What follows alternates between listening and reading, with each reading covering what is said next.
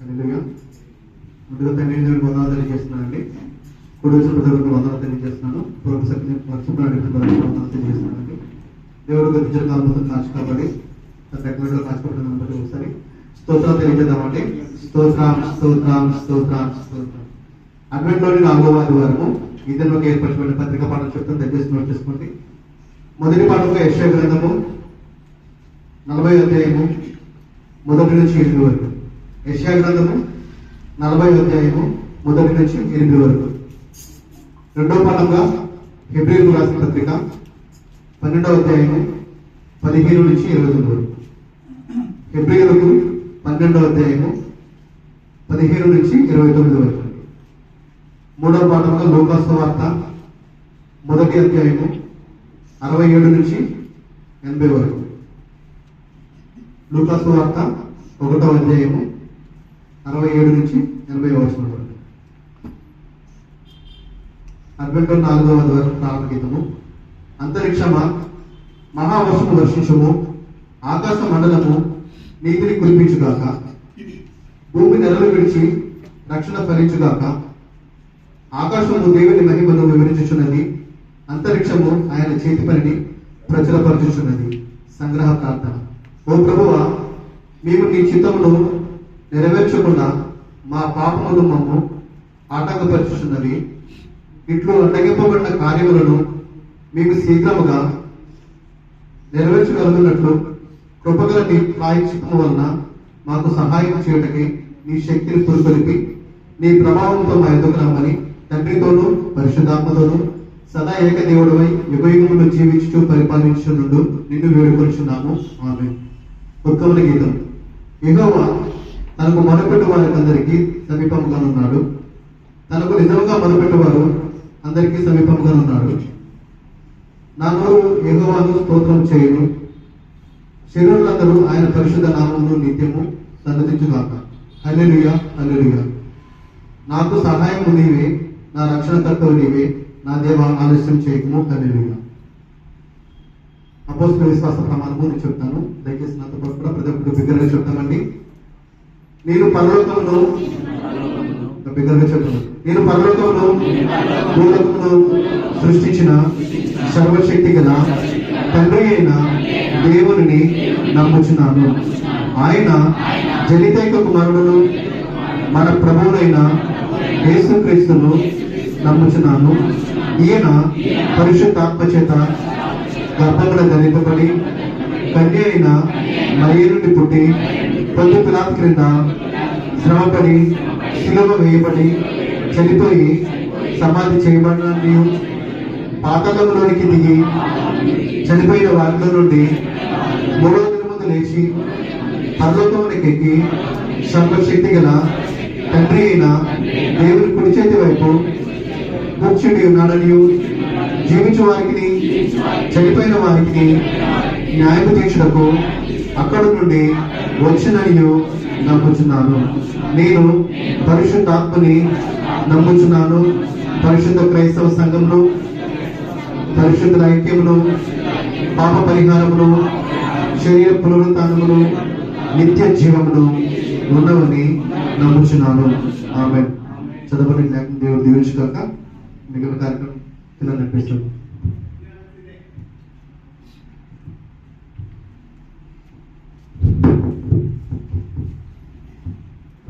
హల్లెలూయా.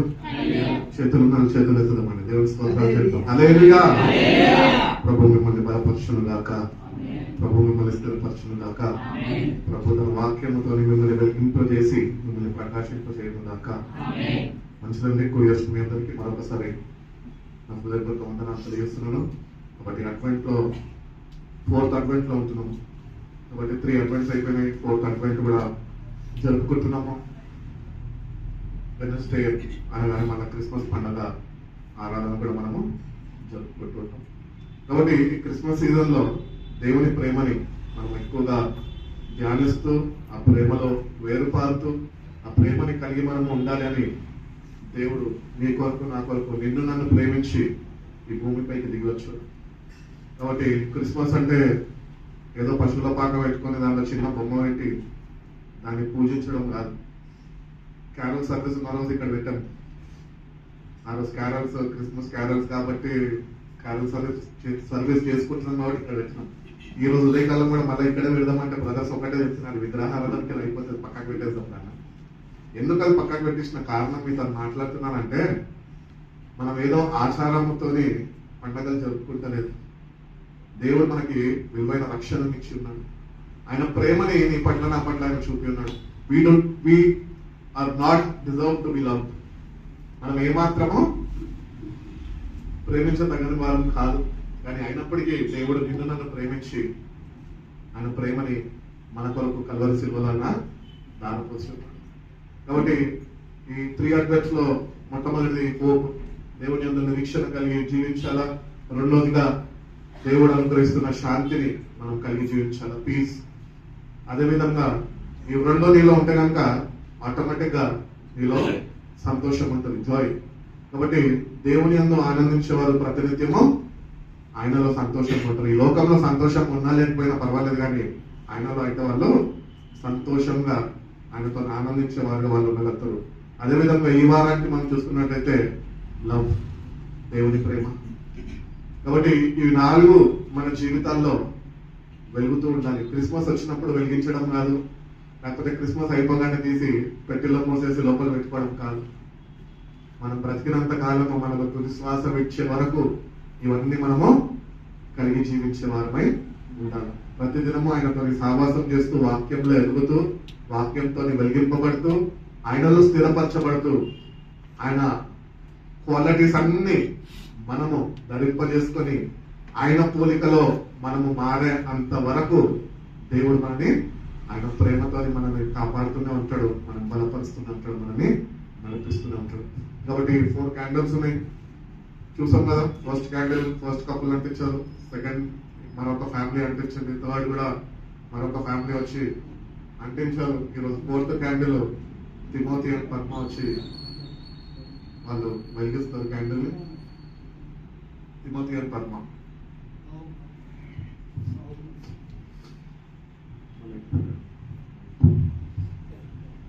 అన్ని కూడా ఎత్తుకోరండి, చిన్నాన్ని కూడా ఎత్తుకోరా.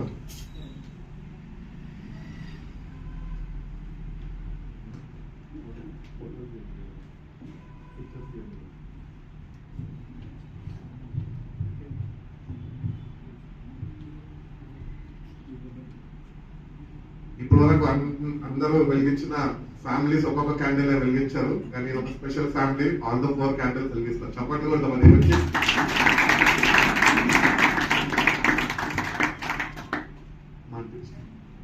తీసుకో.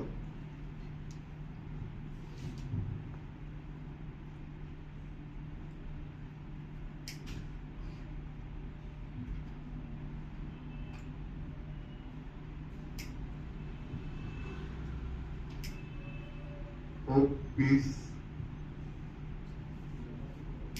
joy. పాపం పెళ్ళైనప్పుడు వాళ్ళు అట్లనే ఇద్దరు సైలెంట్గా ఉండేటోళ్ళు అనమాట. కానీ ఎప్పుడైతే వీడు పుట్టాడో అప్పటి నుంచి సంబరాలు స్టార్ట్ అయినాయి వాళ్ళ ఇంట్లో. కాబట్టి అదేవిధంగా దేవుని ప్రేమ కూడా వాళ్ళ పట్ల చూపించి దేవుడు వాళ్ళని ఆశ్రయించి మార్గం కూడా ఇచ్చాడు. మార్చి వరుసలో పెద్ద అందగాడు అనమాట వాడు. క్యాలెండర్ బేబీ అని పిలుస్తూ ఉంటాం. ఆయన ఇప్పుడు కొద్దిగా టైర్డ్గా ఉన్నాడు, కానీ లేకపోతే నిద్ర మత్తులో ఉన్నాడు, కానీ లేకపోతే చక్కటి కుమారుడు దేవుడు వాళ్ళకు అనుగ్రహించాడు. దేవుడు మిమ్మల్ని మీ కుటుంబాన్ని ఆశ్రయించి దీవించును గాక. ఇక్కడ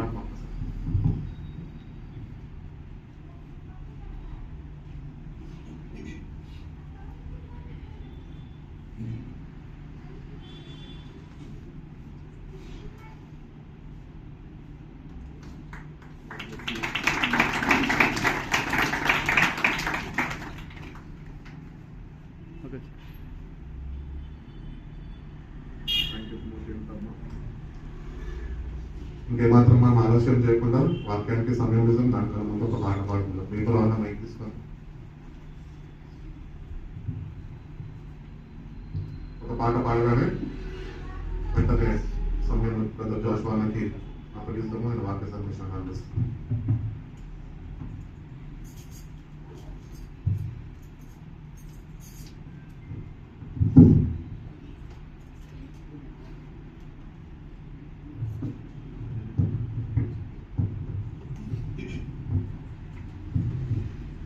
ప్రేమ శాశ్వత కాలముండును, ప్రేమ అన్నింటిలో శ్రేష్టము.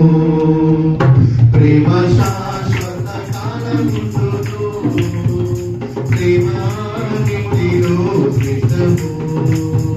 ప్రేమ విలువను సిలువ చూపే, ప్రేమ ఏంటిదో ప్రభువు చెప్పే.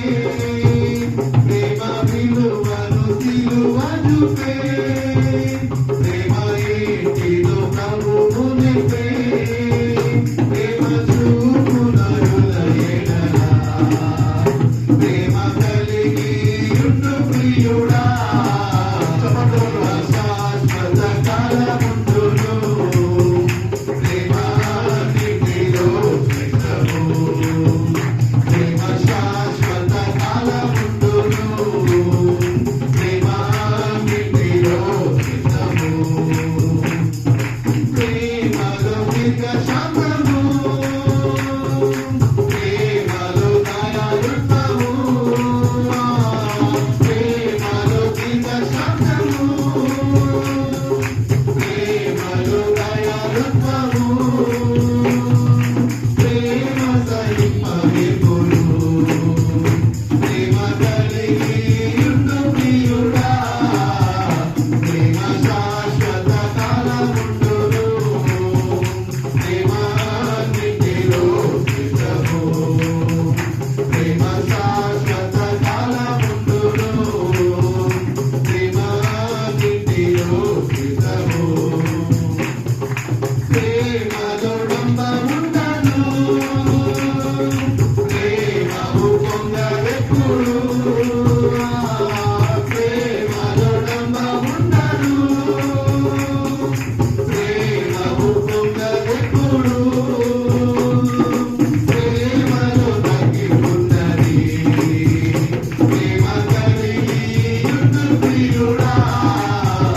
ప్రేమ శాశ్వత కాలముండును, ప్రేమ అన్నిటిలో శ్రేష్టము. ప్రేమ శాశ్వత కాలముండును, ప్రేమ అన్నిటిలో శ్రేష్టము.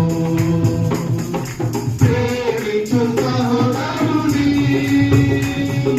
ప్రార్థించు శత్రువుకై. ప్రేమించు సహోదరుని, ప్రార్థించు శత్రువుకై. ప్రేమ యేసుని మనసు, ప్రేమ కలిగి ఉండు ప్రియుడా. ప్రేమ శాశ్వత కాలముండును, ప్రేమ అన్నిటిలో శ్రేష్టము. ప్రేమ శాశ్వత కాలముండును, ప్రేమ అన్నిటిలో శ్రేష్టము. ప్రేమలో సత్యమున్నది, ప్రేమ సంతోషమిచ్చును. ప్రేమలో సత్యమున్నది, ప్రేమ సంతోషమిచ్చును. ప్రేమయే సమాధానము, ప్రేమ కలిగి ఉండు ప్రియుడా. ప్రేమ శాశ్వత కాలముండును, ప్రేమ అన్నిటిలో శ్రేష్టము. ప్రేమ శాశ్వత కాలముండును, ప్రేమ అన్నిటిలో శ్రేష్టము. విశ్వాసము నిరీక్షణ,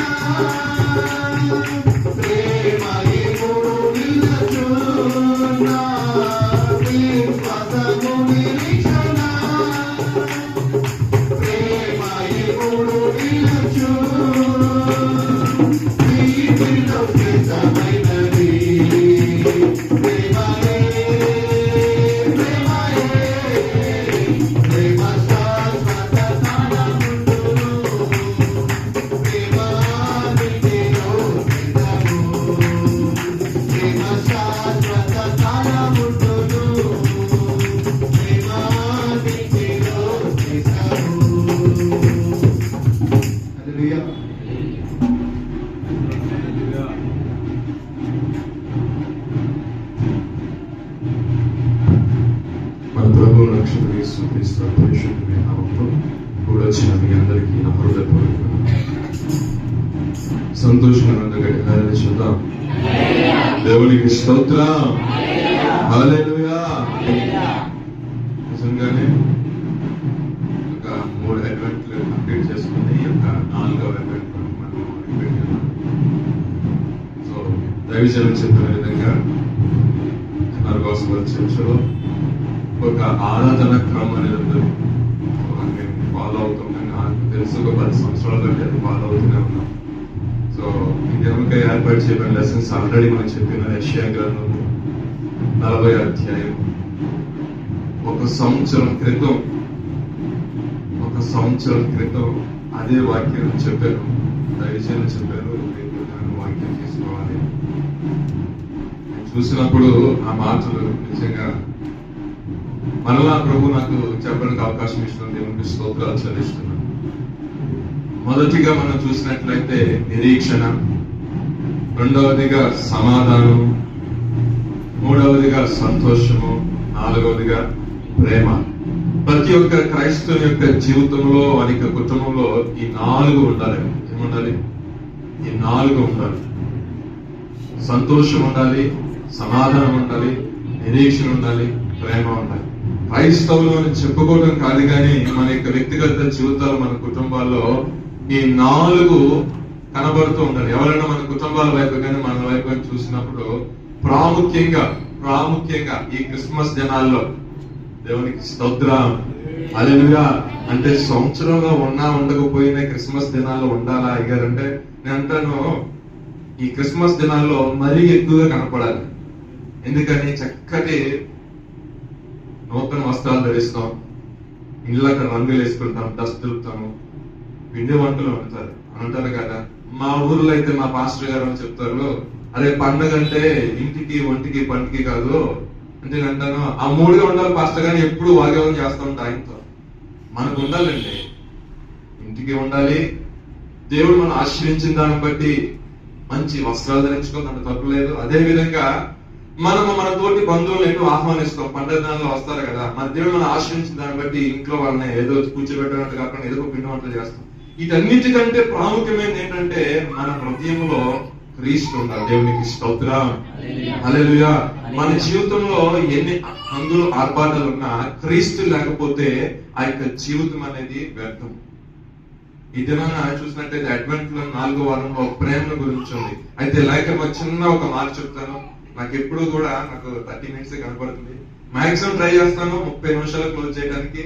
ఇది ఒకటే కాదండి, నాకు వచ్చే ఆఫీస్ లో కూడా టాస్క్ వచ్చిందంటే నాకు నెత్తిమీద పడే ఎలా పడతాయి అంటే ఇమ్మీడియట్ గా క్లోజ్ చేయాలి, లేదా 2 days లో క్లోజ్ చేయాలని టాస్క్ పడుతూ ఉంటాయి. సో ఇప్పుడు నాకు ఇచ్చిన టైము 12:30 అయింది. సో 1 కల్లా క్లోజ్ చేయాలి. మాక్సిమం ట్రై చేస్తాను క్లోజ్ చేయడానికి. ప్రభు యొక్క సహాయం చదువు. దేవునికి స్తోత్రం. యోహాను సువార్త 3వ అధ్యాయము 16వ వాక్యం చదువుకున్నాము. దేవుడు లోకమును ఎంతో ప్రేమించెను కాగా తన అద్వితీయ కుమారునిగా పుట్టిన వాని యందు విశ్వాసముంచు ప్రతివాడు నశింపక నిత్య జీవమును పొందునట్లు దేవునికి స్తోత్రం. హల్లెలూయా. చాలా మంది అడుగుతా ఉంటారు, ఏమంటే మరి క్రిస్మస్ కదా, అసలు మరి మీరు పండుగ ఎలా ఆచరిస్తారన్నప్పుడు మనం చెప్పాల్సి, మరి దేవుడు లోకాన్ని ఎంతగానో ప్రేమించాడయా. చాలా మంది ఆ క్రిస్మస్ అంటే ఏంటంటే మీరు చెప్పాల్సి, మరి దేవుడు లోకాన్ని ఎంతగానో ప్రేమించాడో ఆ ప్రేమ ఎలా వ్యక్తపరిచాడంటే తన ఏకైక కుమారుణ్ణి అనుగ్రహించి ఉన్నాడు. ఆయన ద్వారా మాకు వచ్చిన లాభం ఏంటి తెలుసా? మేము నశించిపోకుండా, నరకానికి పోకుండా ఆయన మమ్మల్ని ఏం చేశాడంటే తండ్రి యొక్క కుడి పార్శ్వమున కూర్చోబెట్టడానికి మాకు నిత్య జీవాన్ని ఆయన అనుగ్రహించి ఉన్నాడు. అందుబట్టే మేము సెలబ్రేషన్స్ చేసుకుంటాం. దేవునికి స్తోత్రం. హల్లెలూయా. చాలా మంది అడుగుతారు, క్రిస్మస్ అనేది బైబిల్లో లేదు కదా, మీరు ఎందుకు చేస్తున్నారు? క్రిస్మస్ అనే డేటే లేదు కదా, ఎందుకు చేస్తున్నారు? ఆ డేట్ ఉన్నాయి లేకపోయినాయా తర్వాత విషయం తర్వాత. మేము క్రీస్తుని కలిగి ఉన్న మాకు సంతోషం, మాకు వెలుగు ఉంది, ఆనందం. దేవునికి స్తోత్రం. హల్లెలూయా. అంటే ఎవరికో ఏదో సమాధానం చెప్పాలన్న ఆలోచన కాదండి. యేసు క్రీస్తు మన హృదయంలో ఉన్నాడు కాబట్టి మనకి నిత్యము వెలిగే, నిత్యము పండుగే. అసలు క్రిస్మస్ దినాల్లో చూస్తే ప్రతి ఇంటి క్రైస్తవుల జీవితంలో, ప్రతి కుటుంబంలో వెలుగు ఉంటూనే ఉంటుంది.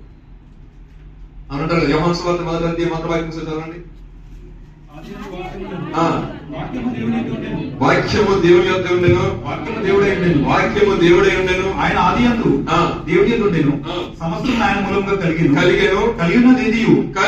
ఏది ఆయన లేకుండా కలగలేదు. చదవండి. ఆయనలో జీవం ఉండెను, ఆయనలో జీవం ఉండెను, ఆ జీవము మనుషులకు వెలుగై ఉండెను. చాలండి చాలు. ఆ జీవము ఏమై ఉందంటే మనుషులకు వెలుగై ఉండెను. అంటే ఈ దినాల్లో చూసినట్లయితే ఏ చర్చికి వెళ్ళినా, ఏ క్రైస్తవుడి ఇంటికి వెళ్ళినా వెలుగు వెలుగు అంటారు కదా. ఆ వెలుగు అధికరించిన వ్యక్తి ఎవరండి? చీకటి దినాల్లో, చీకటి కొలుములో మరణాశయ దేశ నివాసుల మీద ఆయన ఏం చేశాడండి?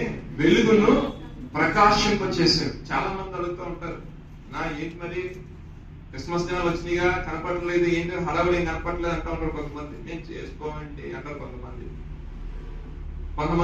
క్రిస్మస్ దినాలు రావటం ఒక ప్రత్యేక ప్రిపరేషన్.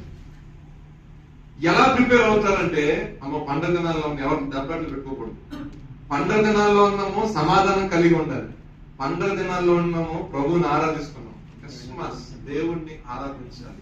ఎలాగంటే ఆయన మన యొక్క జీవితంలో వెలిగింపాడు కాబట్టి మన కుటుంబాల్లో వెలిగించుకుంటూ ఎవరైతే ఇంకా చీకట్లో మగ్గిపోతున్నారో క్రీస్తుని ఎరగక వారికి మనం ఎలా ఉండాలంటే అన్య జనులకు ఒక వెలుగుగా మనము ఉండాలి. దేవునికి స్తోత్రం, హల్లెలూయా. మనం క్రీస్తుని మనం ధరించుకుని క్రీస్తు స్వరూపంలో మనం మార్చబడినప్పుడు మనం ఏమవుతామంటే మనమే ఒక వెలుగుగా మనము ప్రకాశిస్తాం. అలా ప్రకాశించాలి అనే తన కుమారుని యేసు క్రీస్తు వారిని నీ కొరకు నా కొరకు పంపించున్నాడు. ఆచార ప్రకారం, అలవాటు ప్రకారం కాదండి. మన యొక్క వ్యక్తిగత జీవితంలో ఆయన వచ్చాడు, ఆయన ఈ పని చేసిన, ఆయన రావడం కారణం ఏంటని ప్రతి ఒక్కరు తెలుసుకోవాలి. కాబట్టి రాబో తరం వారు కూడా ఆయన గురించి ఆ యొక్క పరిజ్ఞానం, ఒక ఆలోచన, లేదంటే ఆయన గురించి ఒక ఆలోచన కలిగి ఉండాలి. కాబట్టి మన పితరులు ఏం చేశారంటే ఒక ప్రాసెస్ పెట్టుకుంటూ వచ్చారు. ఈ ప్రాసెస్ ఏంటంటే ఈ యొక్క చలి దినాల్లో, వికటమైన చలి దినాల్లో ఈశ్వర్ గారు పుట్టినప్పుడు గొల్లలు ఏం చేస్తున్నారండి? గొర్రె కాపులు ఏం చేస్తున్నారు? చలి కాచుకుంటున్నప్పుడు దేవదూత ప్రత్యక్షమై ఒక మాట ఏముంది? సర్వోన్నతమైన స్థలంలో దేవునికి మహిమ, ఆయనకి ఇష్టమైన ప్రజలకు భూమి మీద సమాధానం. అంటే చాలా మంది కుటుంబాల్లో ఎంత ఉన్నా సరే ఏముండదండి? సమాధానం, సంతోషమైన ఉండదు. ఆయన వచ్చింది దేనికోసము? ప్రతి ఒక్కరి హృదయంలో శాంతి, సమాధానం. అంటే సమాధానకర్తయగు దేవుడు, సమాధానాన్ని మనకు కలిగి చేయడానికి ఆయన వచ్చిన్నాడు. మనకి ఈ దినాల్లో చాలా జాగ్రత్తగా ఉండాలి. అంటే మిగతా సంవత్సరం ఎలాగుందో సంవత్సరాంతంలోకి వచ్చాము. దేవుడు కృప చూడండి, చక్కగా ఈ క్రిస్మస్ వీక్ కరెక్ట్ గా బుధవారం వస్తుంది, మరలా న్యూ ఇయర్ లో బుధవారం వస్తుంది.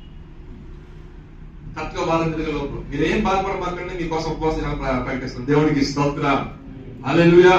మరి ఇంటిని చక్కగా అన్ని అలంకరించుకున్న మీ హృదయాలు కూడా అలంకరించి కొంచెం హృదయం కష్టం ఉందని అది కూడా దులిపేసుకోవాలి కదా. రక్షణ కోసం చేసే పెట్టు, మన రక్షణ కూడా కావాలి. కాబట్టి దైవజనులు ఆ ఏర్పాటు కోసం చేస్తారు. కానీ మన వ్యక్తిగత జీవితంలో క్రీస్తుని కలిగి ఉన్న మనము ఏం చేయాలి అంటే వెలుగు సంబంధంగా మనము జీవించాలి.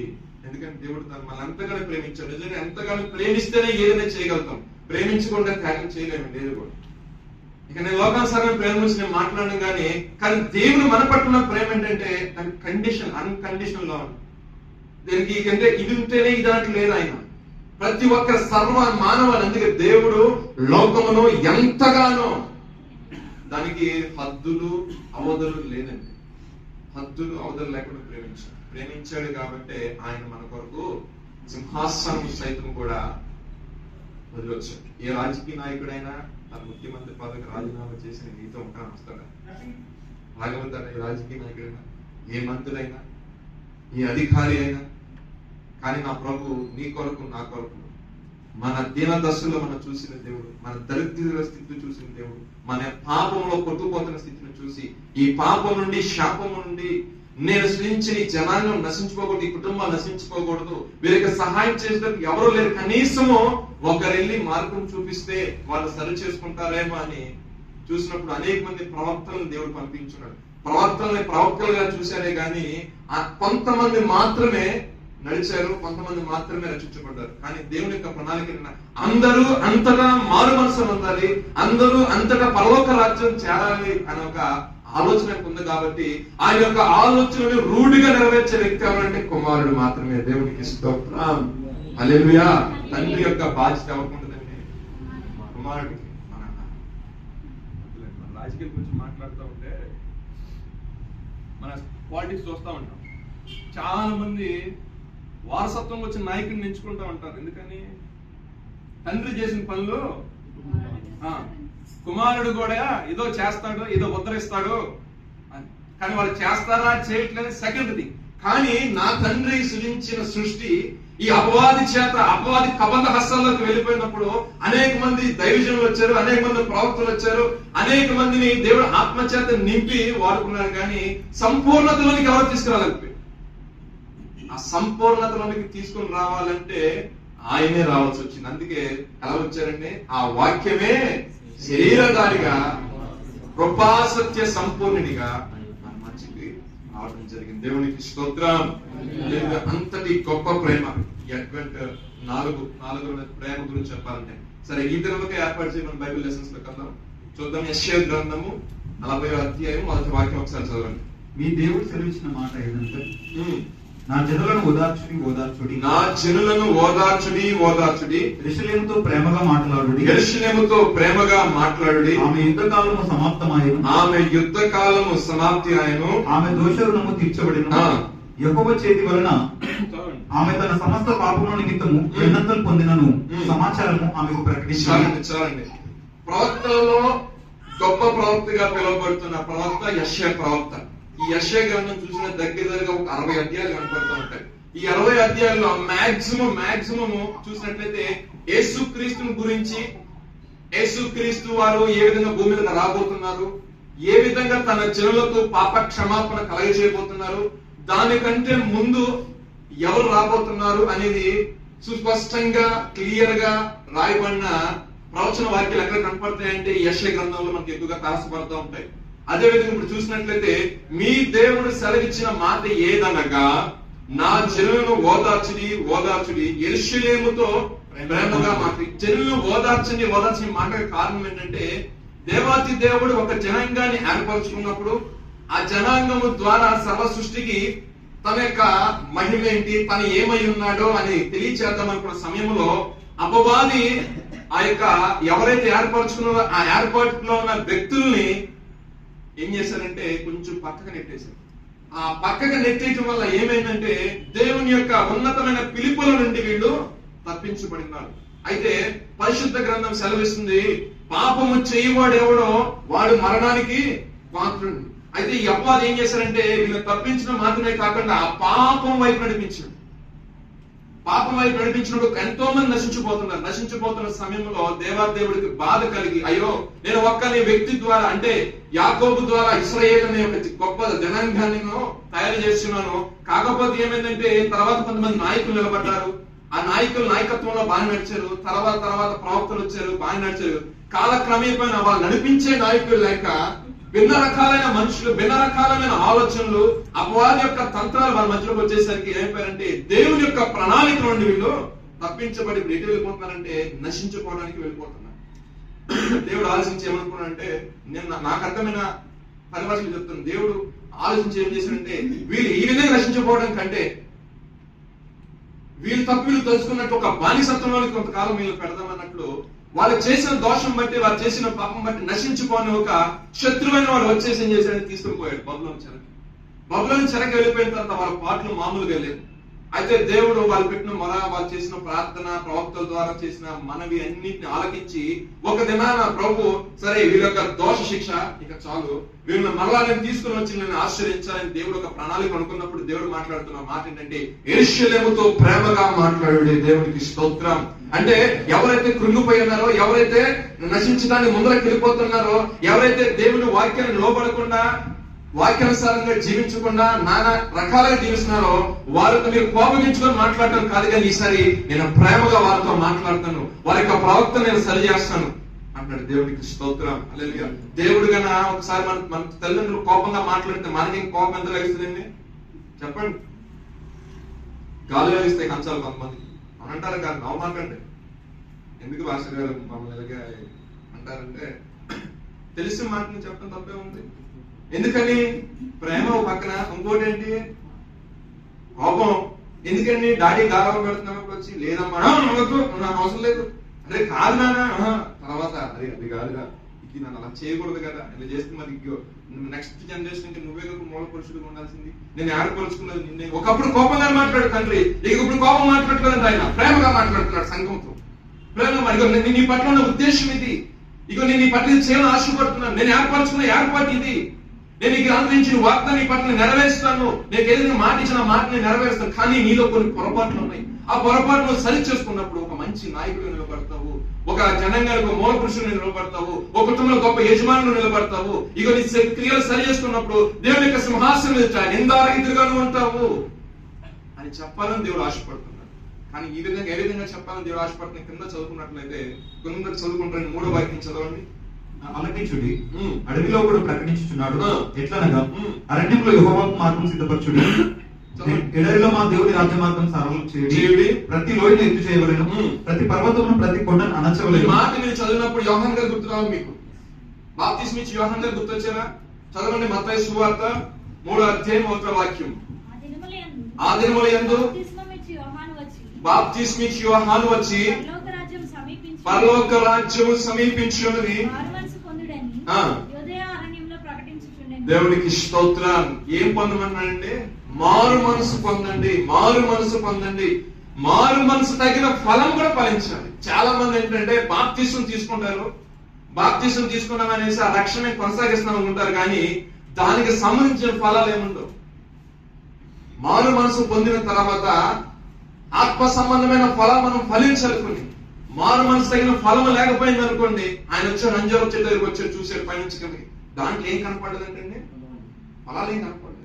మన యొక్క వ్యక్తిగత జీవితంలో నేను రక్షణ తీసేసుకున్నాను, నేను బాప్తిసం తీసేసుకున్నాను, నాకు సరిపోయింది, ఇక నేను పరలోక రాజ్యం వెళ్ళిపోతాను, నేను ఎక్కడ నీతి క్రియేట్ చేయను, నేనేం పట్టించుకోను, నాదేదో నేను చూసుకున్నాను. అది కాదని క్రైస్తవం అంటే. చాలా మంది సొంత కుటుంబాలని సొంత దేశాన్ని వదిలి వచ్చి పరిచయం చేశారంటే, ఈ రోజు మనం బైబిల్ పట్టుకొని వాక్యం చదువుకుంటామంటే వాళ్ళు కూడా అనుకుంటే వచ్చేదా పరిచర్య ఎక్కడ అనుకుంటా ఉంటారు. క్రైస్తవం ఎప్పుడు స్వార్థంగా ఉండదండి, ఎప్పుడు స్వార్థం. మారు మనసు తగిన ఫలింపు. ఎప్పుడైతే యేసు క్రీస్తు నీకు లోపల సొంత రక్షణ అంగీకరిస్తావో, నువ్వు ఒక పాతకు లేదు, సమస్తము నూతన, నువ్వు ఒక నూతన సృష్టిగా మార్చబడతావు. ఇదిగో పాతను గతించిన సమస్తమును నూతనమైన. మరి నూతనమైన తర్వాత నీ యొక్క వ్యక్తిగత జీవితంలో ఆ నూతనమైన ఫలం కనపడాలి కదా, కనపడదు. కొంతమంది జీవితాల్లో కనపడదు, కానీ అది కనపడాలి, ఒక ఆసక్తి కనపడాలి. బాప్తిసం తీసుకున్నప్పుడు ఒక స్పెషల్ గా జీవించాలి. బాప్తిసం తీసుకోక ముందు సంఘ ఆరాధనకి ఏదో నామకార్థంగా వచ్చావేమో, కానీ బాప్తిసం తీసుకున్న తర్వాత నీ క్రియలు కనపడాలి, అక్కడ నీ ఆసక్తి కనపడాలి. సేవకుడికి నువ్వు చేస్తున్న ప్రార్థనలో ఆ యొక్క దాంట్లో సారం కనపడాలి. నువ్వు చేస్తున్న మోకరించి ప్రార్థన చేస్తున్నప్పుడు అద్భుతాలు జరగాలి. నువ్వు ప్రార్థన చేస్తున్నప్పుడు నీ కుటుంబ పరిస్థితులు మారాలి. నేను చెప్తానండి, ప్రతి ఒక్కరి యొక్క జీవితంలో పరిశుద్ధ గ్రంథంలో రాయబడిన మాట తెలుస్తుంది ఏంటంటే, శ్రమలు ఇబ్బందులు వస్తాయి. అది ఇంట్లో వాళ్ళ రావచ్చు, బయట వాళ్ళ రావచ్చు, లేదంటే వెళ్తున్న ఆఫీస్ వాళ్ళు రావచ్చు, ఎక్కడైనా రావచ్చు. కానీ దేవుడు అంటాడు, నేను లోకాన్ని జయించి ఉన్నాను, నేను నీతో ఉన్నాను. దేవునికి స్తోత్రం, హల్లెలూయా. ఆయన లోకాన్ని జయించున్నాడు, ఆయన నీతో ఉన్నాడు, ఆయన నీలోనే ఉన్నాడు. ఆ విషయం మనం గమనించాం. ప్రతికూలమైన పరిస్థితులు రానే ఉండే రాని, బట్ నాకు నమ్మకం ఉంది ఏంటి, ఆయన నాతో ఉన్నాడు, ఆయన నాతో. ఎందుకయ్యా ఈ పరిస్థితి అంటే, ఆయన ఏదో నేర్పించాలని ఆశపడుతున్నాడు నీకు, ఆయన దాన్ని నడిపించాలని ఆశపడుతుంది. ఎందుకంటే శోధించబడిన మీద నువ్వు సువర్ణంగా నువ్వు మార్చబడతావు. ప్రతి విషయంలో అంటే మేము ఎంత భక్తి చేస్తాం ఇక్కడ వ్యక్తిగత జీవితంలో ఉన్నాం, ఇంకా మారు మనసులైన ఫలం వస్తుందండి. మాకు ఈ రోజుకి ఏది కూడా సరిపోతుంది కదండి. నీకు ఎంత సరిపోయినా ఇప్పుడు నువ్వు రేపు చూసుకోవాలి. నేను బాప్తిసం తీసుకోకముందు నా జీవితం ఎలా ఉంది, నేను బాప్తిసం తీసుకున్న ఉపయోగం ఏంటి, నేను అది అడిగా. బాప్తిసం తీసుకోకముందు పెద్ద బైబిల్ చదివింది ఏం లేదు, బాప్తిసం తీసుకున్న తర్వాత బైబిల్ చదవాలి. బాప్తిసం తీసుకున్న తర్వాత నువ్వు నూతన సృష్టిగా మార్చబడిన తర్వాత కనీసం ఇదివరకు 5 నిమిషాలు 10 నిమిషాలు చదవాలి కదా. ఇదివరకు కనీసం నోరెత్తి పాట పాడినాడు, కనీసం బండి మీద వెళ్ళుకుంటే సంఘంలో ఆయన ఎక్కడ చిన్నగా ఒక పాటగా పాడాలి కదా. కనీసం బాప్తిసం నిన్ను కూర్చొని ఒక సాక్ష్యం ఇవ్వాలి కదా. నేను అంటాను, లోకంలో వాళ్ళకి ప్రకటించమని చెప్పను ఇప్పుడు నేను, కానీ నీ పక్కన ఉన్న క్రైస్తవ సహోదరికి ఒక మంట కలిగినట్లు ఆ ప్రవక్తను జీవించి దేవునికి స్తోత్రం. నువ్వు మండితే ఆటోమేటిక్ నీ పక్కన వాళ్ళకి ఆ సెగ తగులుతుంది. ఆ సెగ తగిలి ఆటోమేటిక్ అతను కూడా మండుతుంది. మనమే మంట లేకుండా చల్లారిపోయిన జీవితం, చచ్చిపోయిన జీవితం, ఏదంటే నిర్జీవంగా ఎలా ఏంటి నాకు మునికిలేని నా పనులు అనుకోండి, ఇంకెక్కడ మండుతుంది? ఇంత సహోదరు ఎవరు పాట పాడుతుంది, మండి అగ్ని దిగిరావయ్యా. ఆమెకైనా పాడుతున్నాం కానీ ఆమె పాడుకొని మాకేంది? అసలు ఆ పాట పాడుతున్నప్పుడు నిజంగా ఉద్యోగం అనేది కదిలించబడాలి. ఎస్, అవును ప్రభువా, మండి అగ్నిలో దిగి రావాలి. వ్యక్తిగత జీవితంలో ఆయన దిగి వచ్చాడు అనుకోండి, శత్రువు అనేవాడు మన సరౌండింగ్స్ ఎక్కడ కనపడదు, ప్రతికూలమైన పరిస్థితులు ఎక్కడ కనపడమండి. ఏదైతే నిన్ను హాని చేయాలని చూస్తుందో హానికరమైన ఏది కూడా ఎందుకు రాదు, సమాధానమే ఉంటది. నీ సరిహద్దులో ఆయన సమాధానం కలిగజేస్తాడు. మనం ఆశపడాల్సింది ఏంటంటే, ప్రభా నీ కుమారుడు యేసుక్రీస్తు వల్ల నాకు అనుగ్రహించావు కదా, ఇప్పుడు నువ్వు మాకు ఏం వాగ్దానం చేసావు? నేను మిమ్మల్ని అనాథగా విడిచిపెట్టలేదు, నేను నీకోసం ఆదరణకర్తను ఇస్తాను కదా. ఇప్పుడు అడుగుతున్నాను ప్రభా, ఇప్పుడు దాకా నోరేసి ఏమడలేదు, నాకు పరిశుద్ధాత్మ వరాలు, నాకు వివేచన వరం, నా నోరు నీ జ్ఞానంతో నేను మాట్లాడాలి, నా తలంపులు ఇదిగో. ఇప్పుడు ఎగ్జాంపుల్ తీసుకోండి, నేను ఎవరిని ఎగ్జాంపుల్ తీసుకుని వాళ్ళు ఫీల్ అవుతారు. ఇప్పుడు నాకు 35 సంవత్సరాలు అనుకోండి, 35 years, 34 అనుకో, 35 ఆయుష్కాలం అంటే దేవునికి ఆయుష్కాలం అంటే ఆపత్తి లైఫ్ నాది అయిపోయింది. ఇంకా ఆపత్తి లైఫ్ అనేది ఎలా యూజ్ అవుతుందని నాకు ఇంపార్టెంట్ అనమాట. ఇప్పుడు దాకా నాకు భార్య అని బిడ్డలు అని కుటుంబం అయిపోయింది. ఇంకా నెక్స్ట్ 35 years అనేది నేను ప్లాన్ చేసుకోవాలి. ప్రభా ఈ 35 years ఎంతవరకు నేను పరిచయం చేయగలుగుతాను నీ కొరకు అనంటారు కదా, ఎక్కడెక్కడ వాడబడతాను నీ కొరకు. ఏమో రేపొద్దు రమ్మంటే దేవుడు అది ఈ క్షణమే వాక్యం చెప్పేది రమ్మంటే. సో మన యొక్క వ్యక్తిగత జీవనాలు ఆలోచించుకోవాలి, మన డేస్ మనం క్యాల్కులేట్ చేసుకోవాలి. నా దినముల పరిమాణం ఎంత ఉందో నాకు తెలియదు ప్రభా, కానీ నువ్వు అన్నావు నరుని యొక్క ఆయుష్ 70 సంవత్సరాలు, ఇంకా అధిక బలం ఉంటే 80 సంవత్సరాలు, 90, 100 అన్నారు. కానీ అంతనో నీకు బలం ఉన్నప్పుడే, నీ దగ్గర శక్తి ఉన్నప్పుడే, నువ్వు చేయగలిగినప్పుడే, సామర్థ్యం ఉన్నప్పుడే నీ యొక్క వ్యక్తిగత జీవితంలో నీ పోషణ కంప్లీట్ చేస్తూ దేవుని కొరకు ఏమన్నా నువ్వు చేయగలిగితే అది నీకు ఆశీర్వాదం. అది మారు మనసు తగిన దేవునికి స్తోత్రం. హల్లెలూయా. చూడండి, అరణ్యములో ఒక స్వరం వినపడుతుంది అని యెషయా ప్రవక్త ఈ యోహాను గారు రాకముందే ఇంచుమించు 400 సంవత్సరాల ముందే ఒక ప్రవచనాత్మకమైన మాట ఆయన మాట్లాడినాడు. యెషయా గ్రంథం 40వ అధ్యాయంలో. ఇంక కింద చదువుకుని వద్దామండి, 5వ వాక్యం ఒకసారి చదువుతారా? యెహోవా మహిమ బయలుపరచబడును, ఒకడును తప్పకుండా ఈలాగు జరుగునని యెహోవా. మరలా చదువుదాము, యెహోవా మహిమ బయలుపరచబడును, ఒకరును తప్పకుండా సర్వ శరీరులు అంటే సర్వ మానవాళికి ఈ రోజు యేసుక్రీస్తు అంటే ఎవరో తెలుసు. యేసుక్రీస్తు పాప రక్షించిన వచ్చారని తెలుసు, యేసు ప్రభు ద్వారా రక్షణ అని తెలుసు. కానీ వాళ్ళు యాక్సెప్ట్ చేయండి తెలుసా, యేసు ప్రభు ఏ దేవుడు అంటాం. ప్రాబ్లం అది. అర్థమైందా? యేసు ప్రభు దేవుడు అంటే ఒప్పారు అంతే. ఇక అది కాక యేసు ప్రభు గారు పరమ గురువు అని, యేసు ప్రభు గారు గొప్ప ప్రవక్త అని, యేసు ప్రభు గారు సమస్తం ఆయన మనుషులందరి కోసం వచ్చారు, ఆయన కరుణామయుడు అంటారు, ప్రేమమయుడు అంటారు. కానీ యేసు ప్రభు దేవుడు చాలా మంది దాంట్లో తారసపడతా ఉంటారు. కానీ నా ప్రభు ఏంటి తెలుసా, ఆయన సర్వ అధికారం కలిగిన దేవుడు. దేవునికి స్తోత్రం. నిత్యుడగు తండ్రి, సమాధానకర్త, అన్ని విషయాల్లో కూడా చేయుటకు సర్వ అధికారం కలిగిన వ్యక్తి అండి. అత్యున్నత సింహాసనం ఆశ్చర్యం అన్నప్పుడు ఆయన ఒక్కడే దేవుడు. దేవునికి స్తోత్రం. ఎవరు అవిశ్వసించినా, ఎవరు విశ్వసించకపోయినా, ఎవరు అంగీకరించినా, ఎవరు అంగీకరించకపోయినా నీ మనసు నువ్వు చెప్పాలి, ఆయనే దేవుడు. దేవుడికి స్తోత్రం. హల్లెలూయా. మనము విశ్వాసంలో తొలగకుండా, మనం విశ్వాసంలో జారిపోకుండా, మన విశ్వాసాన్ని క్రీస్తు అనే బండ మీద మనం స్థిరపరచుకున్నాం అనుకోండి, ఏ ఒక్కడో నిన్ను గాలి రాని, వరద రాని, ఏదైనా రాని, నువ్వు అక్కడ నీ మీద కట్టుకుని పునాది నిలుస్తుంది. చూసారా, యూట్యూబ్ లో వచ్చే నానా రకాల ఇటువంటి విషయాల్లో మనము కూడా ఒక్కొక్కసారి ఏంటంటే వీలైతే ఏర్పాట్లో ఉన్న వాడిని సైతం కూడా అపవాది దినాలు ఏం చేస్తాడు, లాగుతాడు. ఇందాక 5 చెప్పారా, దేహం వల్ల వచ్చేట కనుక సమయాన్ని పోనీ యొక్క సద్వినియోగం చేసుకోండి. అజ్ఞానం వల్ల కాకుండా జ్ఞానం వల్లే. ఎందుకని దేవుడు పదే ఈ రోజున మాట కూడా చాలా విలువైన మాట మనకి. ఎందుకంటే లోకము ఏం చేస్తుంది, తెలివి కూడా చాప కింద నీరులాగా వచ్చేస్తుంది. క్రైస్తవుడు నేను మోకరించాను కదా, ప్రార్థన చేస్తాను కదా, వాళ్ళకి చాప కిందగా వస్తుంది నీరులా కావడు. అపవాది కూడా వచ్చేసి ఏర్పాట్లో ఉన్న వారిని సైతం కూడా ఏదో ఒక ఆలోచన, ఏదో ఒక షార్ట్ ఫీలింగ్, లేదంటే ఏదో ఒక విధంగా ఇది అవును కదా, ఇది మనం రాంగ్ ట్రాక్ లో ఉన్నామా, నో, భిన్న రకాలైన బోధలు వస్తాయి, అబద్ధ బోధలు వస్తాయి, అబద్ధ ప్రవక్తలు వస్తారు. మీ యొక్క విశ్వాసాన్ని అంత మటుకు కాపాడుకోండి. దేవునికి స్తోత్రం. ప్రవచించిన ప్రవచనకర్తలే గాని, ప్రకటించిన సువార్తికులే గాని చెప్పిన మాట ఏం తెలుసా? ఈ సువార్త కాక వేరొక సువార్త ఎవరైనా చెప్తే వాడు శాపగ్రస్తుడు అవును కాక. మీరు వింటున్న సువార్త కాక వేరొక సువార్త ఎవరైనా చెప్తే, మీరు వింటున్న సువార్త అది క్రీస్తుని గురించిందైతే అది మీకు ఆశీర్వాదము, మీకు అది దీవెన, మీకు అది ఒక లాభం. అది కాకుండా మీరు వేరొక భిన్న సువార్త తిరిగారు అనుకోండి, చేదేని వేరు మళ్ళా వచ్చేస్తుంది. ఏమైపోతుంది? మొత్తము కూడా ఏర్పాటు నుంచి తప్పించబడి అయ్యా ప్రభు అంటే అప్పుడేమొస్తుంది? వార్త వేయబడిన మనస్సాక్షి.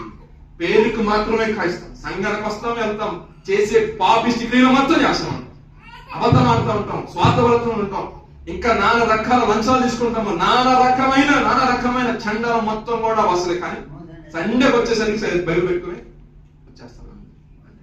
ఏమవుతుంది? వార్త వేయబడిన మనస్సాక్షిలోకి అపవాది వార్త వెళ్ళిపోతుంది. కానీ ఇక్కడ లేఖనం సెలవిస్తున్న మార్చడం క్లియర్ ఉంది. యెహోవా మహిమ బయలుపరచబడి. ఎక్కడ బయలుపరచబడి? లోక సువార్త 2:14 వాక్యాలు చదువుదాం. ఒక్కరు తప్పకుండా సర్వశరీరులు దాన్ని చూస్తారు అని ప్రవచనకర్త అంటాడు. మరి నెరవేర్పులకు రావాలి కదా. లోక సువార్త 2:14 వాక్యం. భయపడకుడి, ఇదిగో ప్రజలందరికీ కలుగబో మహా సంతోషకరమైన శుభవార్త వర్తమానము నేను మీకు తెలియజేయుచున్నాను. దావీదు పట్టణమునందు దేవుడు రక్షకుడు మీ కొరకు పుట్టి ఉన్నాడు. దేవునికి స్తోత్రం. చదవండి. ఈయన ప్రభువైన క్రీస్తు. దానికి ఇదే మీకు ఆనవాలు. 13వ వాక్యం చదవండి. వెంటనే పరలోక సైన్య సమూహము ఆ దూతతో కూడా నుండి సర్వోన్నతమైన స్థలములో దేవునికి మహిమయు ఆయనకి ఇష్టమైన మనుషులకు భూమి మీద సమాధానం కలుగును గాక అని దేవునికి స్తోత్రం చేయించు. దేవునికి స్తోత్రం. అంటే ఈ ప్రవచనకర్త చెప్పిన మాట ఇప్పుడు ప్రవచనాత్మకంగా నెరవేరిందా లేదా? సర్వ శరీరులు ఇది నా యేసుక్రీస్తుని తెలుసుకుంటున్నారు లేదా? ఆయనకి ఇష్టమని ఇష్టం సెకండరీ థింగ్ అండి. ప్రతి ఒక్క కుటుంబంలో దేవుడు ఒక విత్తనాన్ని పడేసాడు. అనంటారు మీరు ఒప్పుకోకపోయినా ప్రతి ఒక్క సమాజంలో, ప్రతి ఒక్క ఊర్లో, ప్రతి ఒక్క చోట ఆయన తెలియని ప్రజలు ఎవరు లేకుండా లేరు.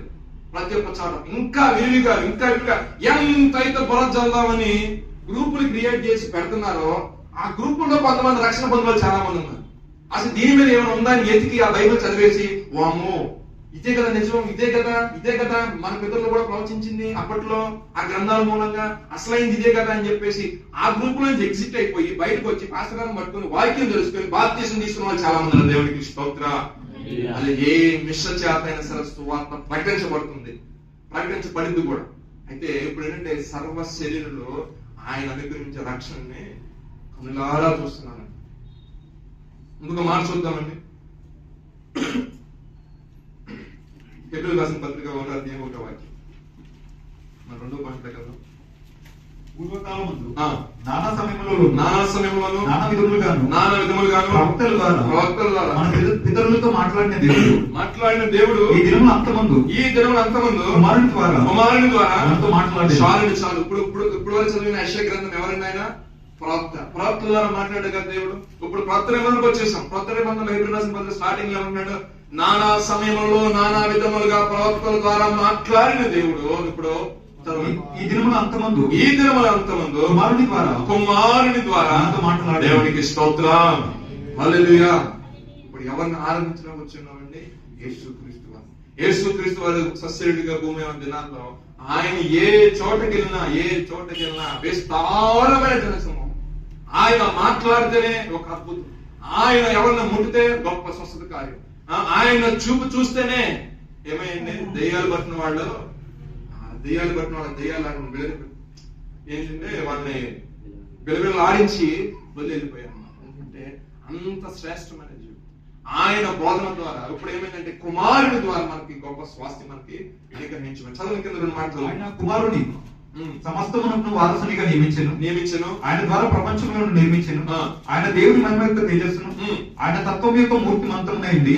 తన మహత్తుగల మాట చేత సమస్తమును నిర్వహించు పాపముల విషయంలో శుద్ధీకరణను తానే చేసి దేవదూతల కంటే ఎంతో శ్రేష్టమైన నామం పొందిన వారి కంటే అంత శ్రేష్ఠుడై ఉన్నత లోకమందు మహామహుడుగా పాపముల నుండి మనం ఏం చేశాడండి? శుద్ధీకరణం చేశాడు. ఆయన అంటే జన్మ కర్మ పాపాలు ఉంటాయి. వాటన్నిటిలో నుండి యేసు క్రీస్తుని ఎప్పుడైతే నీ సొంత రక్షకును అంగీకరించావో నేనేం చేశాడు ఆయన?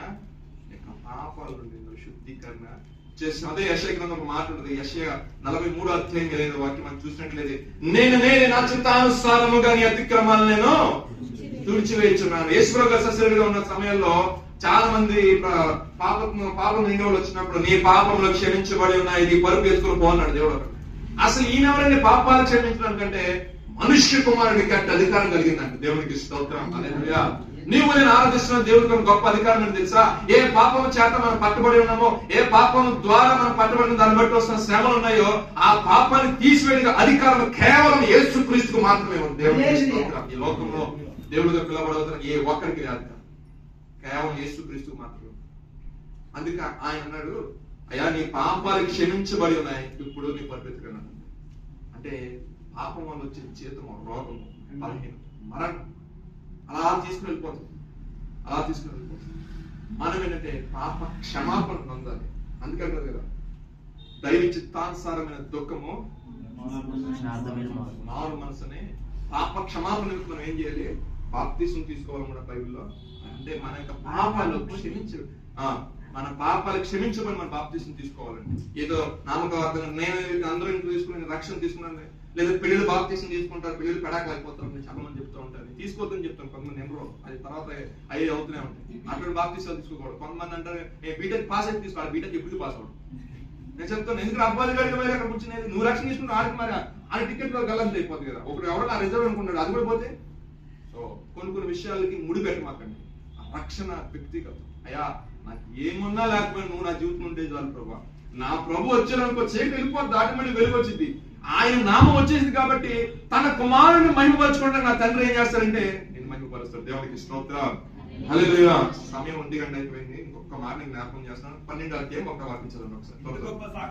ఇంత గొప్ప సాక్షి సమూహము మేఘము వలె మనల్ని ఆవరించి ఉన్నందున మనము కూడా ప్రతి భారమును సులువుగా చిక్కులు పెట్టి పాపమును విడిచిపెట్టి విశ్వాసమును కర్తయును దాన్ని కొనసాగించు వాడునైనా యేసు వైపు చూచుచు మన ఎదుట ఉంచబడిన పందెములో ఓపికతో పరిగెత్తుదాం. మరలా చెప్తే ఎలా పరిగెత్తాలండి? ఓపిక కావాలి, పేషెన్స్ కావాలి. ఇప్పుడు 100 మంది చర్చ అయిపోవాలంటే అయిపోతుంది. 120 మంది వచ్చేవాళ్ళు క్రిస్మస్ టైం కదా, ఇంటికి వెళ్ళారు. దేవునికి స్తోత్రం. హల్లెలూయా. సరే, మనం ఏంటంటే ఓపిక కావాలి దేనికైనా. అదే విధంగా నాకు ఇప్పుడు నాకు 1,00,000 రూపాయలు శాలరీ కావాలంటే అవుతుంది. గ్రాడ్యువల్ గా మన పర్ఫార్మెన్స్ బట్టి ఎంకరేజ్ చేసుకుంటారు. ఆత్మీయ జీవితంలో కూడా నాకు కూడా నేను భాషలతో మాట్లాడాలి ప్రభా, అభిషేకం ఉండాలి ప్రభా, ఇంకా నేను ముందుకు వెళ్ళాలి ప్రభా నువ్వు అనుకుంటున్నావు కదా.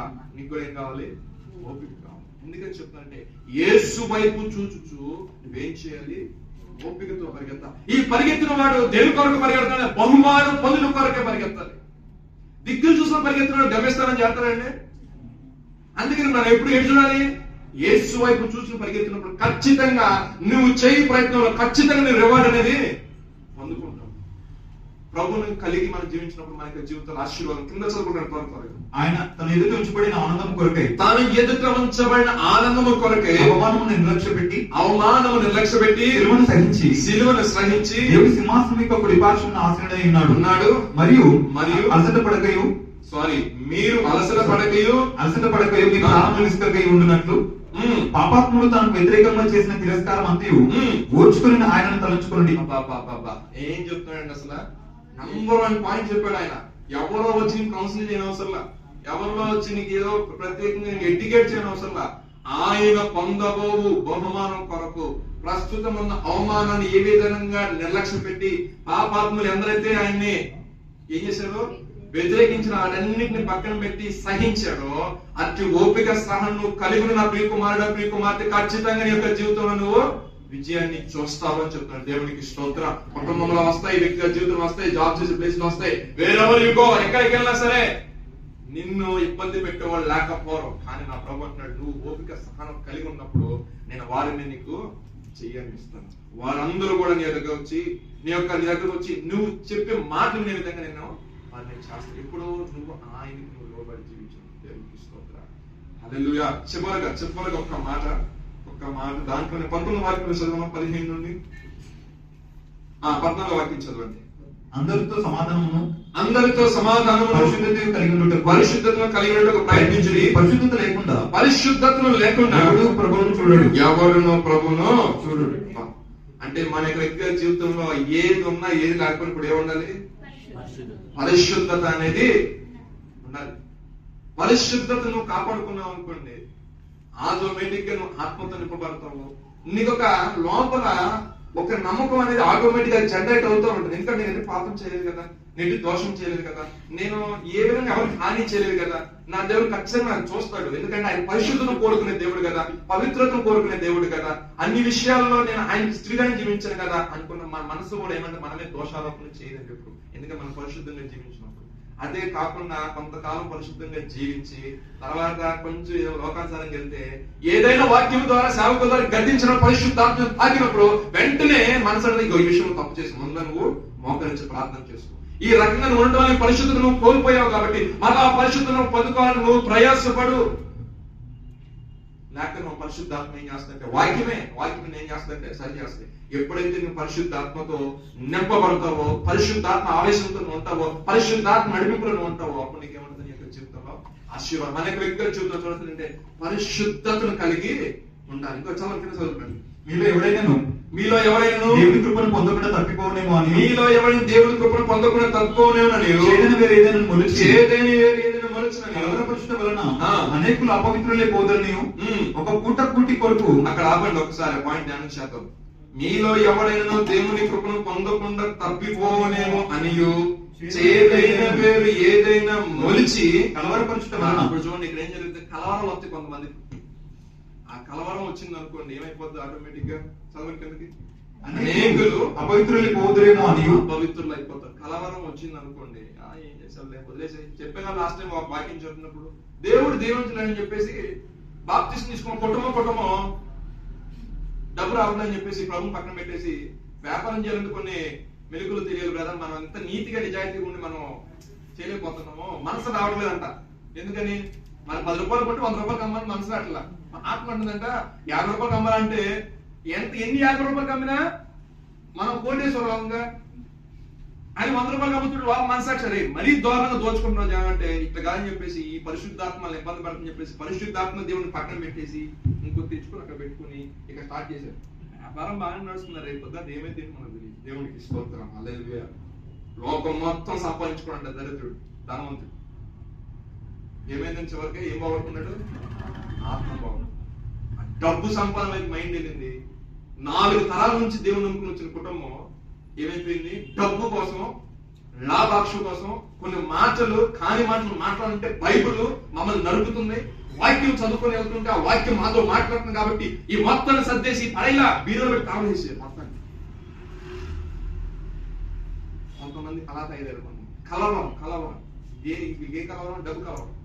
కొడుకున్నట్లో ఉంచారు. అక్కడ గొప్ప అయిపోయాడు. నేను వెంటే ఉండిపోయాను. ఆడ 100 రూపాయలు కమ్మెత్తున్నాను, ఆత్మ 50 రూపాయలు కమ్మంటుంది. అభివృద్ధి కనపడలేక ఆడికి 100 రూపాయలు వచ్చినా దాంట్లో 70 రూపాయలు హాస్పిటల్కే పోతున్నాడు. ఆ టెన్షన్కి అయ్యి వచ్చేసరికి స్తోత్రం అది గమనించట్లా. కానీ క్రైస్తవుడికి కలిగింది కొంచెమే అయినా అది గొప్ప ఆశీర్వాదం. దేవుడికి స్తోత్రం హల్లెలూయా హల్లెలూయా. రాత్రి కాదు సారీ మధ్యాహ్న మనం గమనించిన విషయం ఏంటంటే కలవరపరిచే విషయాన్ని దూరంగా నెట్టే ప్రభువును ప్రార్థన చేసుకోవాలి. ఇంకొక మాట చదవండి. ఒక పూట కూటి కొరకు తన జ్యేష్ఠత్వ హక్కును అమ్మివేసిన భ్రష్టుడైనను వ్యభిచారి అయినను ఉండునేమో అని జాగ్రత్తగా చూసుకున్నాను. ఆ తర్వాత ఏశావు ఏం చేశాడు చదవండి. ఆ తర్వాత ఆశీర్వాదం పొందగోరి కన్నీరు విడిచుచు దానికోసం శ్రద్ధతో వెతికినను మానవునికి కొంత అవకాశం దొరకక విసర్జింపబడినని చూడండి. చిన్న జ్యేష్ఠత్వ హక్కు కోసం ఆ ఉంటే అంత పోతే అంత చెప్పి వదిలిపడేశాడు కింది కోసం. కొంతమంది ఏంటంటే దేని గురించి ఆశపడి పరిశుద్ధతను పోగొట్టుకుంటా ఉంటారు, పవిత్రతను పోగొట్టుకుంటా ఉంటారు, దేవుని కొరకు ఉన్న ప్రతిష్టను పోగొట్టుకుంటా ఉంటారు. తర్వాత ఏడ్చినా కింద పడి కొట్టుకులన్నా ఆశీర్వాదం దిగి రాదు ఎప్పటికీ కూడా. అది చెప్తుంది వాక్యం. సో మనం ఉన్నంత వరకైనా కాస్తలో నమ్మకంగా ఉన్న వాడికి మెండిని ఆశీర్వదించే దేవుడు. ఒకవేళ నీ పరిశుద్ధతను భంగం కలిగించి ప్రతిష్టను భంగం కలిగించి నేను ఇబ్బంది పెట్టిన దాన్ని వదిలించేసుకో.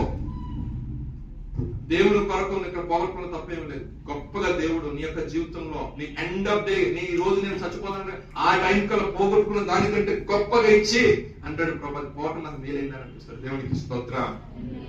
గొప్ప దేవుడిని మనం ఆరాధించే దేవుడు. ఆ విషయం మనం గమనించాలి. క్రింద చదువుతాం 18వ వాక్యం చదువుతాం ముగిద్దాం. సృష్టించి తెలుసుకున్నదట్టి మండుచున్నట్టు కొండకును అగ్నికి కారు మేఘమునకును గాఢాంధకారమునకును అన్న కామ ఉంది, నువ్వు ఫాస్ట్ వెళ్ళొద్దు, ఏం పర్లో 5 నిమిషాలు లేట్ అయినా పర్లా చదువు.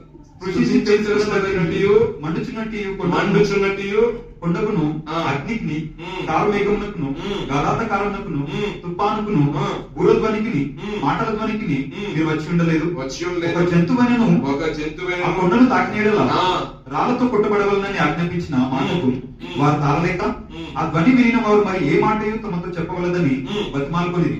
మరియు ఆ దర్శనం ఎంతో భయంకరముగా ఉన్నందున మోషే నేను మిక్కిలి భయపడి వణుకుచున్నానని. నీకు ఇది ఏమన్నా అర్థం అవుతుంది? ఈ పాయింట్ ఎక్కడ పాయింట్ కోట్ చేశారు ఇక్కడ? ఏదైతే దేవుడు దిగొచ్చిన దేవుని పర్వతం పిలబడుతున్న ఆ పర్వతం మీద ప్రభు దిగొచ్చిన మాట ఏంటంటే, ఎవడని పర్వతపు సరహద్దులోకి వచ్చిన దాన్ని ముట్టిన జంతువైన మనిషి అని ఏదొచ్చినా చంపివేయబడాలి అన్నప్పుడు ఎవరు వెళ్తారండి ఆ ప్లేస్ కి? ప్రభు మాట్లాడే ప్లేస్ కి, ఆ సిచ్యువేషన్ నుంచి మాట్లాడతారు. అంతే, అంత పరిశుద్ధుడు ఆయన, అంత పరిశుద్ధుడు. అట్టి పరిశుద్ధుడైన దేవుడు మనం ఆరాధిస్తున్నాం కాబట్టి మోషే అన్నాడు, మోషే కూడా మునిగిపోయాడు. మోషే కూడా దేవుడు చెప్పాడు, నేను మోషే పలానా ప్లేస్కి వస్తాను మాట్లాడతాను అన్నప్పుడు ఆ యొక్క సిచ్యుయేషన్, ఆ వాతావరణం చూసేసరికి మోషేకే గుండె జారిపోయాడు. కానీ ఆ రకంగా ఉన్న దేవుడు ఈ దినాన నీ కొరకు నా కొరకు ఒక ప్రేమామయుడిగా దిగొచ్చు. ఎందుకంటే అంత రూల్స్ అండ్ రెగ్యులేషన్స్ లోకి వెళ్తే పిల్లలు ఎవరైనా సరే ఇబ్బంది పడతారు. ఆయనే సశరీరుడు మన మధ్యకి వచ్చి మనల్ని ఏ విధంగా అయితే అక్కడ తీసుకెళ్తారు, ఆయన ఏం చేసింటే ఒక వారధిలాగా మన మీద ఉంది.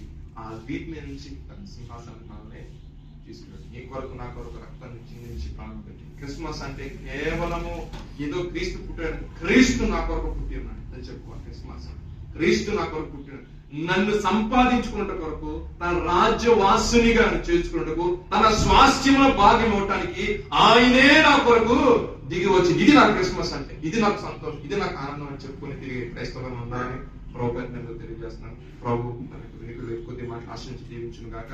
అందరూ మోకరించిన చిన్నగా అర్థం చేసుకుని మనం సలహా తీసుకుందాం. మోకరించిన నిన్న వాక్యం మరి కొన్ని నిమిషం ప్రార్థన చేసుకుందాం. ప్రభు సన్నిధి పోగొట్టుకోగా, ప్రభా నీ ప్రేమ చేత మమ్మల్ని మీరు ప్రభు పిలిచిన విధానం బట్టి, మమ్మల్ని మీరు ఏర్పరచుకున్న విధానం బట్టి తండ్రి మీకు స్తోత్రాలు. హృదయపూర్వకంగా పెద్దపడిన వాక్యంలో ఏదైనా ఒక మాట నీ గురించి ప్రభు మాట్లాడినట్లయితే, ఇదిగో ప్రభు ఈ మాట ద్వారా నాతో మాట్లాడేదాం. ఇదిగో నీ యొక్క ప్రత్యేకతలో నుండి, ఒక ప్రతిష్ఠతలో నుండి, ఒక ఏర్పాటు నుండి, ఒక పిలుపులో నుండి నేను తప్పిపోకుండా అయ్యా నా పరిశుద్ధతను నేను కాపాడుకుంటానయ్యా. అయ్యా నా నియంత్రణ నిందారహితంగా ఉంటాను ప్రభా. ఇదిగో నీ కుమారుని యేసు క్రీస్తు వారిని మాకు అనుగ్రహం మీరు ఎంతగానో ప్రేమించారు ప్రభా. నిజముగా ప్రభా స్నేహితులు అన్నవారు, అయ్యా మనం ప్రేమించాలన్నవారు, అయ్యా నా తండ్రి ప్రభా మా యొక్క పరిస్థితి చూసి విడిచి వెళ్ళిపోయారేమో, కానీ ప్రభా ఇదిగో మమ్మల్ని ప్రభా మేము ఏ స్థితిలో ఉన్నప్పటికీ కూడా అయ్యా అనుక్షణము నీ కనుపాపు వల్లే మా ప్రభా మమ్మల్ని కాపాడుతూ, అయ్యా నా తన అనుక్షణము అయ్యా ఒకరి తల్లి ఒకరిని ఆదరించినట్టు ఆదరిస్తానంటూ ప్రభా ఆదరణ చూపుతూ, ప్రేమ చూపుతూ, ప్రేమగా మీరు మాట్లాడి అయ్యా ఈ దినమున ప్రభా నా తండ్రి సజీవ లెక్కలో మీరు మమ్మల్ని ఉంచిన విధానం బట్టి, మా కుటుంబాన్ని ఉంచిన విధానం బట్టి, నన్ను ఉంచిన విధానం బట్టి తండ్రి మీకు స్తోత్రం కొన్ని నిమిషాలు ప్రార్థన చేసుకున్నాం. గొప్ప తండ్రి మీకు స్తోత్రం. ప్రతి ఒక్క కొన్ని నిమిషాలు ప్రార్థన చేసుకున్నాం.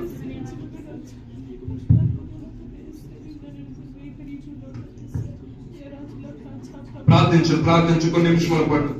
గొప్ప దైవమా మీకు స్తోత్రం. ఈ సంఘాన్ని మీరు అడ్డుకట్టిన విధానం బట్టి ప్రభా, అవి ఒక ప్రత్యేకమైన రీతిలో ప్రభా నా తండ్రి మాతో మీరు మాట్లాడిన విధానం బట్టి మీకు స్తోత్రాలు ప్రభా. అవును తండ్రి, గత 3 వారాలు మీ సేవకుని మీరు బలపరిచి అయా నిరీక్షణ గురించి ప్రభా, సమాధానం గురించి, సంతోషం గురించి మీరు మాట్లాడారు.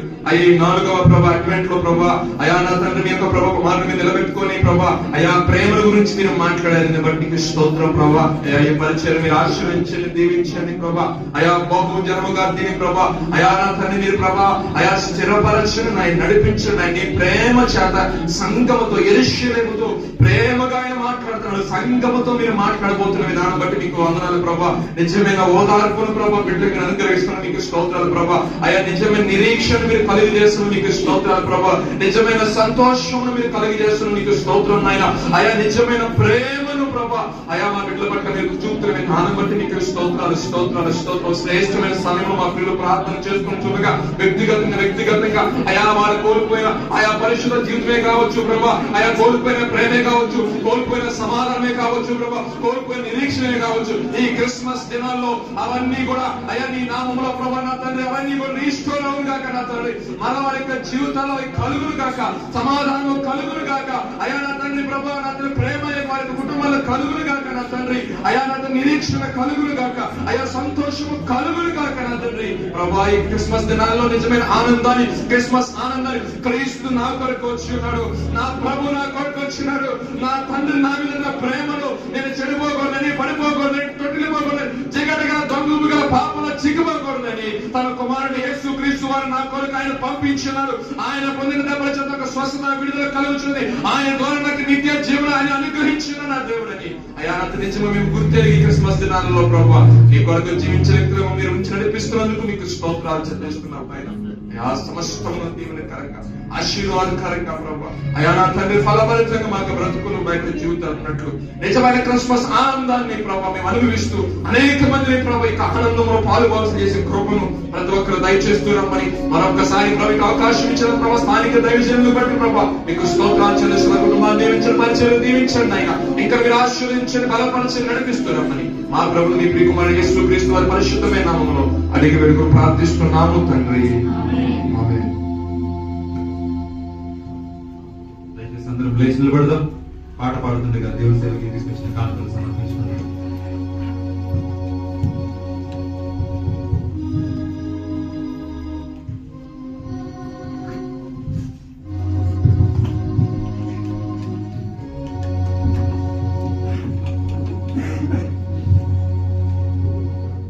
పాట పాడుతుండగా కానుక సమర్పించుకున్నాం.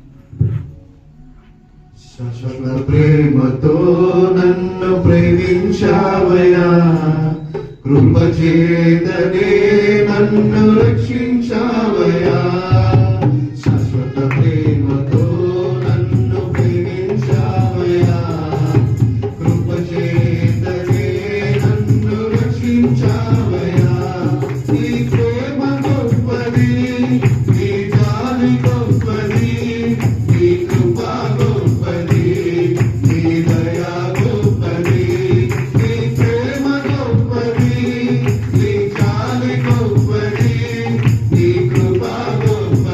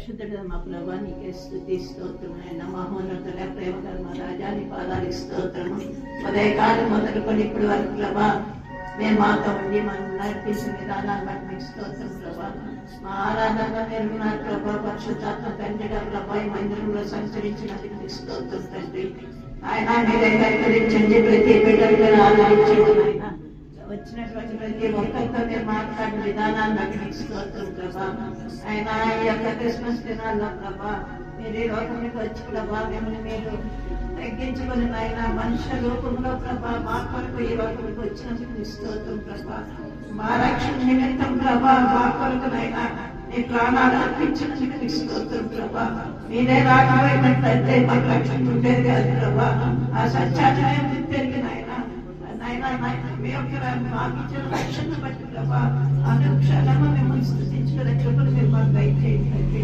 మీలో ఉన్నటువంటి పరిశుద్ధత మీ ప్రేమ ఆయన మాకు విశ్వాసము ప్రభా ఎన్ని పరిస్థితుల్లో అయినప్పటికీ ఆయన ఎదుర్కొనే సహనము మీరు మాకు దయచేసి స్తోత్రం ప్రభా మా ప్రతి ఒక్కరితో ఆయన నీకు మాట్లాడాల మీరు మాట్లాడిన విధానాన్ని బట్టి మీకు స్తోత్రము వాటిని ప్రతి బిడ్డను మీరు దీవించండి ఆయన అది హృదయాన్ని మాత్రం సహాయం చేయండి దీన్ని వెళ్ళిపోవడం కాదు ప్రభా మా జీవితాల్లో దాన్ని మీరు ఆయన సాధన చేసుకుని ఇతరులకు ఒక మాదిరిగా మేము జీవించడానికి సహాయం చేయండి ఆయన మమ్మల్ని మేము తగ్గించుకోవచ్చు ఏ విషయాల్లో మేము తగ్గించున్నామో అని మేము నాయన అనుక్షణము మమ్మల్ని మేము పరీక్షించుకోవచ్చు ప్రభా నీ పాదములకి వచ్చి క్షమాపణ కొనే కృపను మీరు మాకు దయచేయమని తగ్గింపు స్వభావం మీరు మాకు దయచేయండి ఆయన మీరే మాతో ఉండండి నడిపించండి ప్రభా ఆయన అక్కడ ప్రేమతో తెచ్చినటువంటి కారణాలను మీరు దీవించండి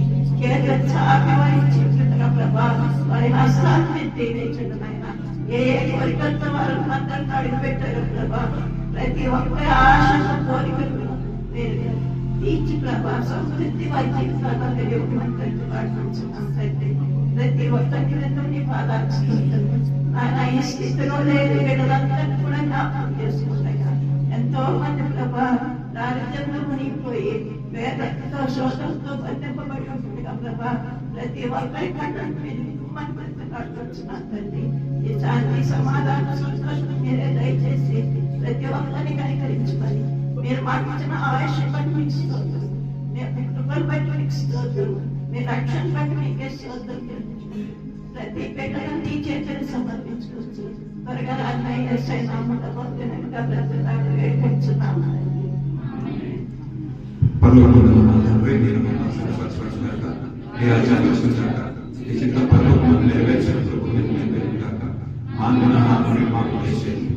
అపరాధం చేసిన వారిని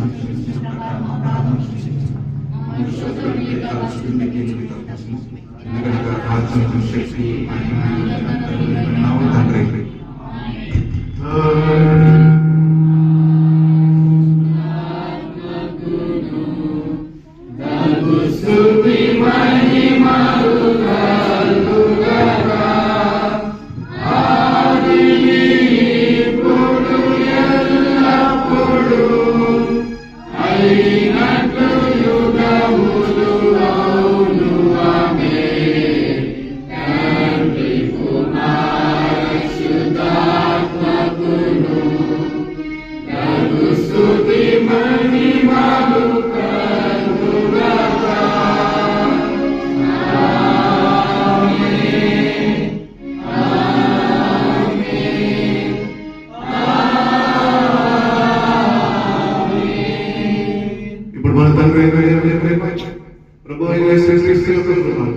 పరిశుద్ధాత్మ దేవుని యొక్క నిత్య అభియాన సావాసం శాంతి సమాధానం సదాకాలం మనకి మన కుటుంబానికి తోడుగా ఉండి మన బలపరిచిన నడిపించను గాక.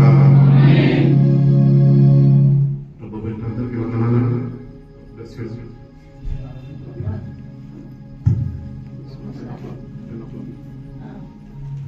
క్రిస్మస్ సర్వీస్ మార్నింగ్ 10 o'clock నుంచి ఉంటుందండి.